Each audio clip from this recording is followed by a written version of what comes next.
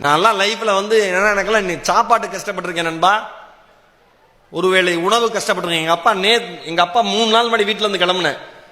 Vijay TV shoot முடிச்சுட்டு அப்படியே வந்து கடலூர் ப்ரோக்ராம், கடலூர் வந்து திருவண்ணாமலை வந்துட்டு திருவண்ணாமலையிலேருந்து திருச்சி வந்தேன். எங்க அப்பா இப்ப 4 நாள் முன்னாடி சொல்லி எழுறாரு, ஒரு வயசுல உனக்கு தேவையான எதையுமே நான் வாங்கி கொடுக்கலையாடான்னு சொல்லி அழுதார். அவ்வளோ கஷ்டப்பட்டு தான் எல்லாருமே வந்திருக்கோம். சென்னையில வந்து பேச்சு போட்டியெல்லாம் வந்த சமயத்துல பேச்சு போட்டி பேசுறப்ப பாண்டி பஜார்ல ரோட்டோரமா ஒரு கடை இருக்கும்.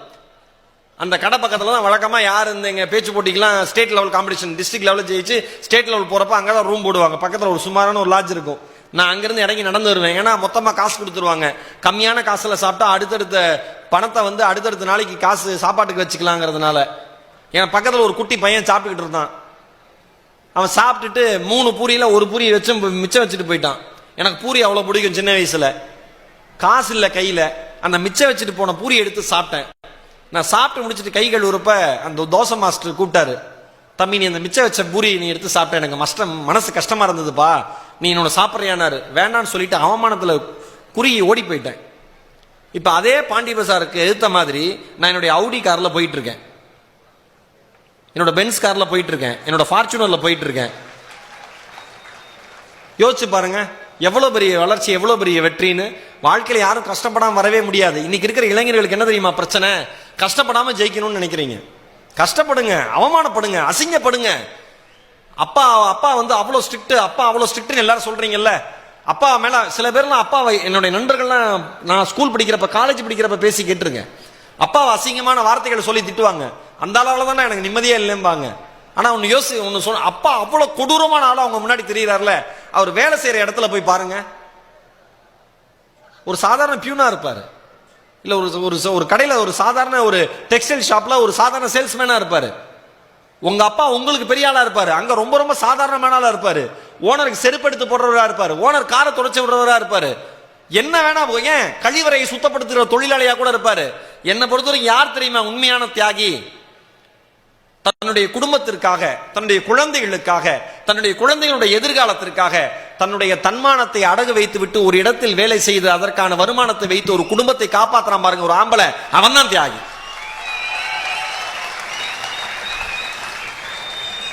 நம்ம யாருக்குமே அது தெரியறது இல்லை. ரொம்ப ஈஸியா ஒன்னும் நீங்க படிச்சு முடிச்சு வேலைக்கு போய் முதல் மாசம் சம்பளம் வாங்குற வரைக்கும் எல்லாமே உங்க அம்மா அப்பா போட்ட பிச்சை.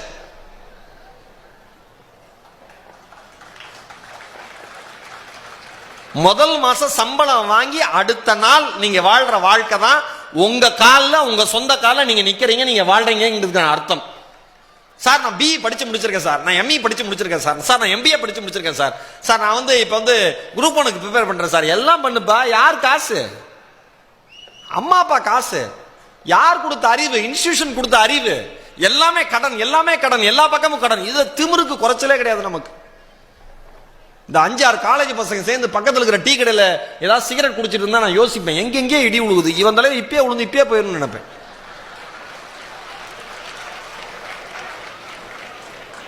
இன்னைக்கு பெருமையா போச்சு. இன்னைக்கு இருக்கிற ஜெனரேஷனுக்கு குடிக்கிறேன் தம் அடிக்கிறேன்னு சொன்னா அதெல்லாம் பெருமை. மச்சான் இந்த பார்ட்டியில் போண்டா குடிச்சண்டா தம் அடிச்சண்டா அப்படின்னா பெருமை.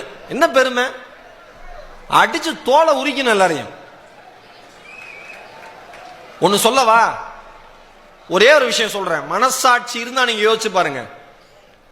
இன்னைக்கு கிராஜுவேஷன் எல்லாம் முடிஞ்சிருது. ஒரு நாள் நீங்க தூங்கி எந்திரிச்சு, நீங்க அம்மா அப்பா தூங்கிட்டு இருக்கிறப்ப நீங்க எந்திரிச்சு போய் நடு இரவுல நடு நிசியில போய் அந்த தாயுடைய முகத்தையும் தந்தையோட முகத்தையும் ஒரே ஒரு நிமிஷம் பாருங்க. உங்களோட அம்மா அப்பா முகத்தை ஒரே ஒரு நிமிஷம் பாருங்க. வாழ்க்கையில வாழ்க்கை மொத்தத்தையும் உங்களுக்கு கொடுத்துட்டு எப்படியாவது என் பையன் முன்னேறிடுவான், கடைசி காலத்துல உட்கார வச்சு 2 வாய் சோறு போடுவாங்கிற சின்ன ஆசையோடு அந்த 2 ஜீவன்களும் படுத்திருக்கிற அந்த விதத்தை பார்த்தீங்கன்னா வாழ்க்கையில எந்த தப்பும் பண்ணணும்னு உங்களுக்கு தோணாது. எனக்கெல்லாம் வெறி நண்பா, வெறி. எங்க அம்மா காது கேட்காது. உலகம் முழுக்க ஈரோடு மகேஷோட பேச்சை கேட்டு சிரிக்கிறாங்க. ஈரோடு மகேஷ் பேசினா கை தட்டுறாங்க. ஈரோடு மகேஷனுடைய தமிழ் உச்சரிப்பு அவ்வளவு அழகா இருக்கும். அவர் பேசுற தமிழ் கேட்கவே இனிமையா இருக்கும். அவ்வளவு செயல் தெரியும், அவ்வளவு இது தெரியும். எல்லாருமே எல்லாம் சொல்லுவாங்க. உலகம் முழுக்க வருஷத்துக்கு 40 உலக நாடுகளுக்கு பயணம் போறேன். டிவி இண்டஸ்ட்ரியில அதிகமா ஜிஎஸ்டி கட்டுற ஒரே ஆள் நான் தான். பெருமையா திமிரா சொல்லுவேன், தமிழ் படிச்சுட்டு. இன்கம் டாக்ஸ் நோட்டீஸே வந்துடும் வீட்டுக்கு. அங்க போய் பார்த்தா அங்கேயும் நம்ம ரசிகர்கள் தான். என்னப்பா சார் அப்படின்ட்டு அங்க ஒரு அரை மணி நேரம் பேசிட்டு கட்டிடுறேன் சார்ன்ட்டு வருவேன். அம்மா காது கேட்காது. சொந்தக்காரங்களாம் அவ்வளோ கிண்டல் பண்ணுவாங்க, இந்த குடும்பம்லாம் அவ்வளோ சிறப்பாக வராது அது இதுன்னு சொல்லிட்டு. அப்பா அதோட அர்த்தம்லாம் எனக்கு புரியல. வளர வளர அவர்கள் பேசின வார்த்தைகளுடைய வீரியும் வலியும் எனக்கும் இன்னொன்று மனசுல இருக்கு. எங்க அம்மா எதை பத்தியும் கவலைப்பட்டதில்லை. என்னை வந்து விகடன்ல கேட்டாங்க, ஆனந்த விகடன் பத்திரிகையில யார் உங்களுடைய ரோல் மாடல்னு கேட்டப்ப நான் அம்மான்னு சொன்னேன். ஏன் அப்படின்னா, தன் குழந்தைக்கு தனக்கு காது கேட்காதுங்கிற குறை தெரியக்கூடாதுங்கிறதுக்காகவே எனக்கு நினைவு தெரிஞ்சு ரொம்ப வருஷம் கழிச்சு தான் அம்மாவுக்கு காது கேட்காதுங்கிறது எனக்கு தெரியும். அவ்வளோ ஸ்மார்ட்டா பிஹேவ் பண்ணுவாங்க. நானும் ரவுடி தான் படத்தில் நயன்தாரா மேடம் லிப் ரீடிங் பண்ணி கண்டு பேசுவாங்கல்ல, எங்க அம்மா 1000 நயன்தாரா.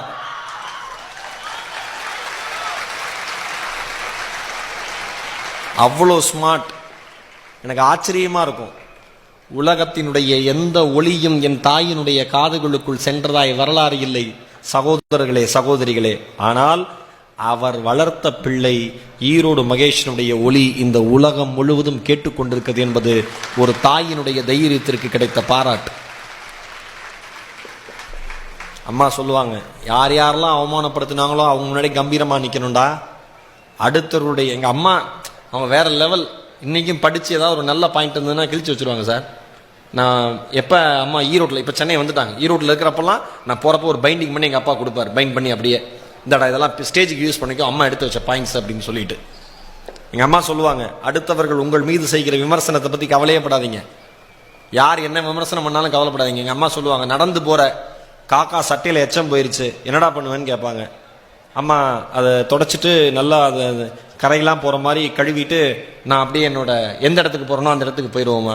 அடுத்தவர்கள் பண்ணுற விமர்சனமும் அந்த மாதிரி தான், காக்கா எச்சம் மாதிரி அதை கழுவி தொடச்சிட்டு போயிட்டே இருக்கணும். அதுக்காக சட்டையும் மாற்றக்கூடாது, சங்கடமும் படக்கூடாதும்பாங்க.